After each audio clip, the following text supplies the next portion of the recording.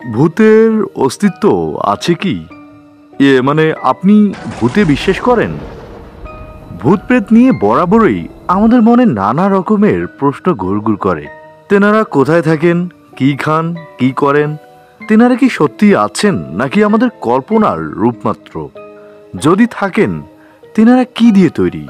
Sodium নাইট্রোমিথাইল, নাকি অন্য কোনো কেমিক্যাল, নাকি পঞ্চভূত? এসব প্রশ্নের ঠিকঠাক জবাব দিতে পারে এমন কাউকেই আমি চিনি না। কিন্তু যা আমি জানি তা হলো, সেই অতীতকাল থেকেই ভূতেরা আমাদের মনে ভয়, কৌতূহল ও কল্পনা সৃষ্টি করে আসছেন। এই ভূত নিয়ে পরীক্ষাগারে বিস্তর সময় খরচ করে ভূতের অস্তিত্ব বা অনস্তিত্ব প্রমাণের গুরুদায়িত্বটি পালনে আগ্রহ দেখাননি তেমন কেউ। তবে এই ভূত নিয়ে মানুষ মাথা ঘামিয়েছে সভ্যতার আদিকাল থেকে। মৃত্যুর পরে আত্মার অস্তিত্ব বিদ্যমান থাকে কি থাকে না তা নিয়ে দর্শনশাস্ত্র যতটা না ভেবেছে, তার চেয়ে অনেক বেশি ভেবেছেন ভৌতিক গল্পের রচয়িতারা। আর এইসব কাহিনীর শ্রোতা বা পাঠকও তাদের অবিশ্বাসকে মুলতুবি রেখে শুনে অথবা পড়ে গিয়েছে ভূতের গল্প যুগের পর যুগ ধরে। কিন্তু গল্পের শেষে সেই প্রশ্নটাই বারবার উঠে এসেছে, ভূত কি সত্যি আছে?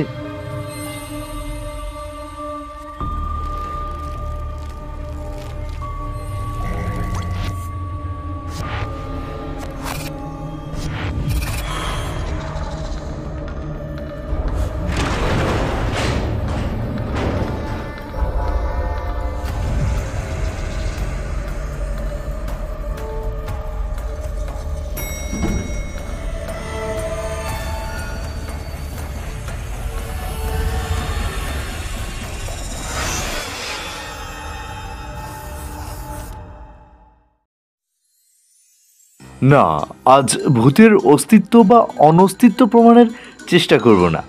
আজ ভূতকে দেখার চেষ্টা করব ইতিহাস, সাহিত্য ও দর্শনের চোখে। তাই বেশ মজার এবং কিঞ্চিত ভয়ের হতে যাচ্ছে আজকের আলোচনা। তবে একটা সংবিধিবদ্ধ সতর্কীকরণ দিতেই হয়। আলোচনাটির সূত্র হচ্ছে সাহিত্য বা গ্রামগঞ্জে প্রচলিত বিশ্বাস নেই। তাই যা কিছুই বলা হবে সব কিছু নিজস্ব বিশ্বাস থেকে নয়।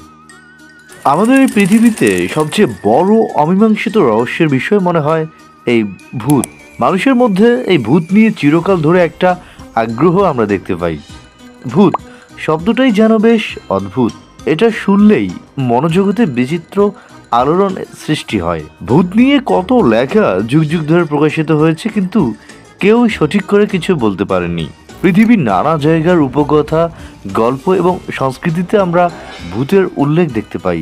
বলা হয় ভূত হলো আত্মা বা স্পিরিট, একজন মানুষের মৃত্যুর পর তার অদৃশ্য উপস্থিতি। অবশ্য এও বলা হয় যে এর বিবরণ সর্বত্র এক নয়।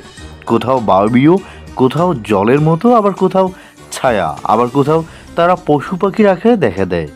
নামের এই অদৃশ্য, অলৌকিক এবং কাল্পনিক অবয়বটির প্রতি কম বেশি আমাদের সকলেরই খুব অনুসিন্ধিৎসা আমরা দেখতে পারি। অনেকেই বিজ্ঞানী আলবার্ট আইনস্টাইনকে ভূতের বৈজ্ঞানিক ব্যাখ্যার দার্শনিক হিসেবে মনে করেন। বিজ্ঞানের দৃষ্টিতে যেহেতু শক্তির ধ্বংস বা বিনাশ নেই, শুধু রূপ বদলায়, তাহলে মৃত মানুষের আত্মা ভূত হবেই বলে মনে করেন তারা। প্রাচীন মিশরের মানুষেরা ব্যাপকভাবে ভূতে বিশ্বাস করত। সে সময় ধর্মগুরুরা মূর্তির পিছনে দাঁড়িয়ে এমনভাবে কথা বলতেন যেন মনে হয় ভূত মূর্তির মধ্যে প্রবেশ করেছে।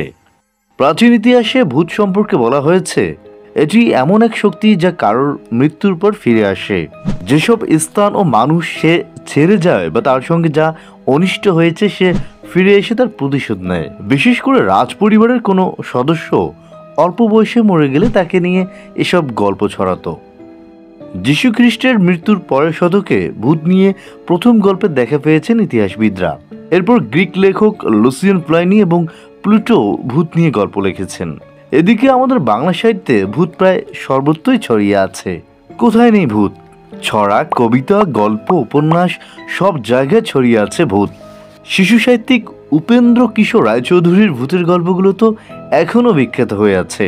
তার লেখা গুপিগান, বাঘাবাইন, কুজো ভূত আর ভূত পেত্নীর গল্পগুলো তো আজও আমাদের সকলের মুখে মুখে।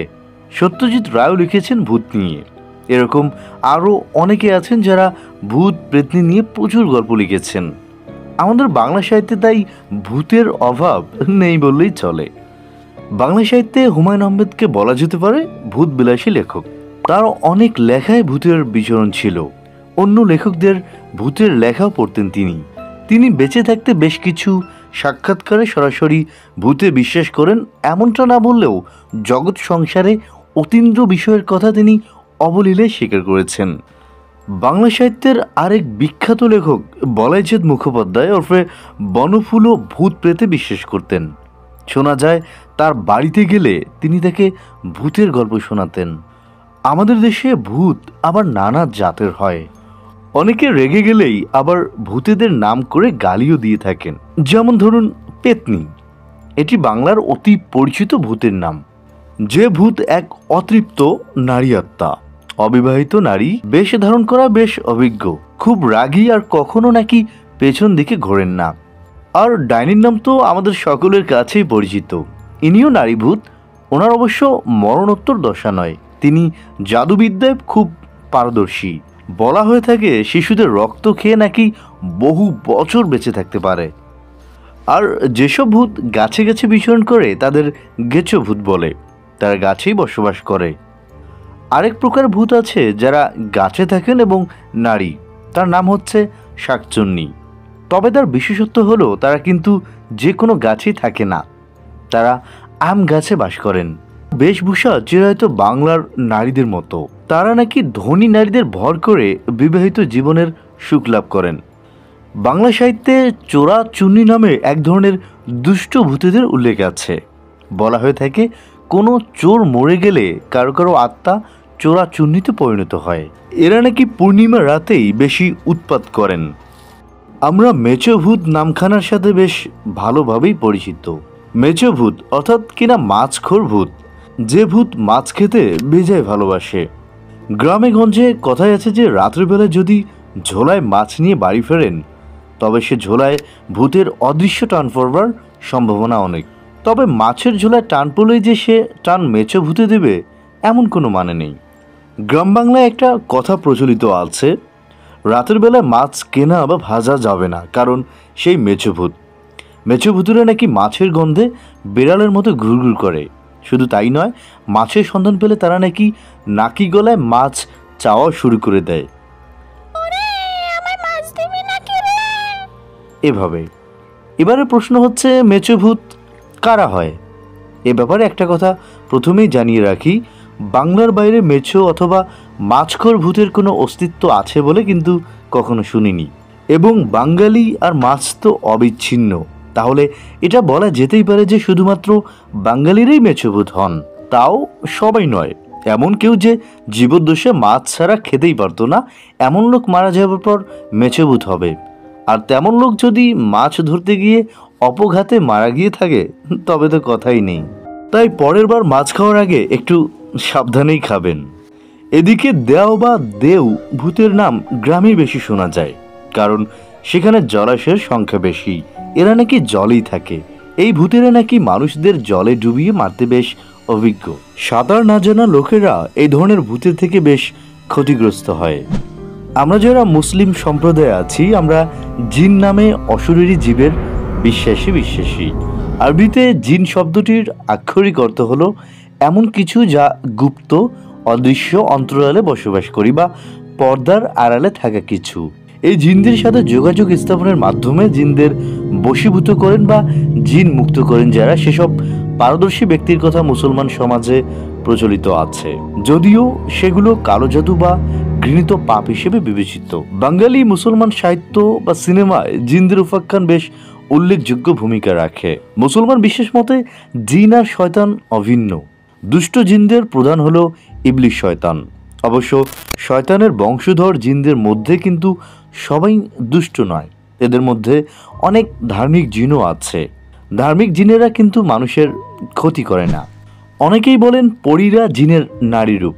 এরা সুদর্শন পুরুষদের প্রেমে পড়ে এবং প্রেমিককে ভুলিয়ে নিয়ে যেতে চায় পরিস্থান নামে অন্য এক সুন্দর রাজ্যে। অবশ্য অনেকে আবার বলেন পরীরা ছোটদের খুব ভালোবাসে এবং তাদের সাহায্য করতেও এগিয়ে আসেন। আর গ্রামগঞ্জের মানুষ নিশির নাম শোনেনি এরকম হতেই পারে না। নিশি মানে রাত, এদের নাকি রাতের বেলায় আগমন হয়। এদের মোহনীয় শক্তি আছে। প্রিয় মানুষের গলা নকল করে বাইরে নিয়ে যায় এবং তাকে নিশি ভূতে পরিণত করে। কানা ভুলো ভূতেরা পথিককে বিভ্রান্ত করে এক ঘোরের মধ্যে ফেলে দেয়। এই ভ্রম বশত পথিক তার গন্তব্যস্থান ভুলে যায় এবং অন্য কোথাও পৌঁছে যায়। এভাবেই অচেনা জায়গায় গিয়ে তাকে মেরে ফেলে। আলেয়ার আলো বলে একটা প্রবচন আছে। জলাভূমিতে এদের অগ্নিশিখার মতো দেখা যায়। সেই শিখাকেই আলেয়া নামে ডাকা হয়। রাতের বেলা এদের দেখে জেলেরা নাকি জ্ঞান হারিয়ে মারাও যান। কখনো মাথা কাটা ভূতের নাম শুনেছেন? এদেরকে বলা হয় স্কন্দকাটা। স্কন্দকাটা ভূতকে কবন্ধ ভূতও বলা হয়ে থাকে। এই ভূতেদের মাথা থাকে না। এই মুন্ডহীন ভূতেরা খুব ভয়ানক ধরনের হয়। বলা হয়ে থাকে যেসব মানুষ রেল দুর্ঘটনা বা ওই ধরনের কিছুতে মাথা কাটা পড়ে মারা যায় তারাই স্কন্দ কাটা হয়। এই ধরনের ভূতেরা সবসময় তাদের হারানো মাথার সন্ধানে ঘুরে বেড়ায়, অন্য মানুষকে আক্রমণ করে নিজের বশবর্তী করে এবং তাকে মাথা খোঁজার কাজে লাগায়। এই ভূত শব্দের অর্থ হচ্ছে অতীত, তাই বেশিরভাগ ভূতকে দেখা যায় মৃত। তারা অতীতের জগৎ থেকে বর্তমানে ঢু মারতে চায়। মানুষ তার অতীতকে যতটা ভালোবাসে ততটা ভয়ও পায়। এমন ধারণা থেকেও ভূতের উত্থান ঘটতে পারে। তবে যেভাবেই আবির্ভাব ঘটুক, বাংলা সাহিত্যে ভূতদের পরাক্রম সবসময় বেশ জোরালো। যা ব্যাখ্যা করা যায় না, যার যুক্তি নেই, সে জগতে রোমাঞ্চ অনুভব করতে পাঠকদের কাছে ভূতেরা ভয়ানক হলেও বেশ জনপ্রিয়। এদিকে শেওড়া গাছ নিত্যদিন কাটা পড়ছে। গ্রামেও আগের মতো আর অন্ধকার নেই। ভূতেরা হয়তো বাসস্থান নিয়ে বেশ সংকটে পড়ে আজকাল শহরমুখী হচ্ছে। হয়তোবা ব্রহ্মদত্ত ধুতি ছেড়ে প্যান্ট শার্ট পরছে, শাকচুন্নির ফ্যাশন সেন্স একটু উন্নত হচ্ছে, আর স্কন্দগাটা মাথা খোঁজার অভিযান ছেড়ে দিয়ে আধুনিক প্রযুক্তির সাহায্য নিয়ে এখন পর্যন্ত হেড ট্রান্সপ্লান্ট করিয়েছে কিনা সে খবরও পাওয়া যায়নি অবশ্য। তো শেষমেশ সেই কথাটাই জিজ্ঞেস করতে চাই, আপনি কি ভূতে বিশ্বাস করেন?